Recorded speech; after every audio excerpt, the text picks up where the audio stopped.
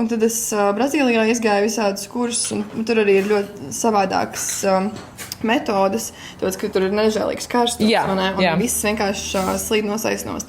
Un tad viņiem tur ir tāda metode, ko sauc peļi imperābeli, kas nozīmē tā kā armored skin, kas tu vari likt ūdeni uz sejas, vari svīst, un viņš vienkārši notek nost. Tā bija ļoti laba metode, ko es izmācījos. Tu varbūt arī Lāsmēs redzēsi, es viņu tur uz festivāliem taisa, un tu viņu tur 2 dienas slaigā ar viņu. Es tā kā gribu šo zināt, bet negribu šo zināt. Bet, man prieks, ka vismaz tur esmu.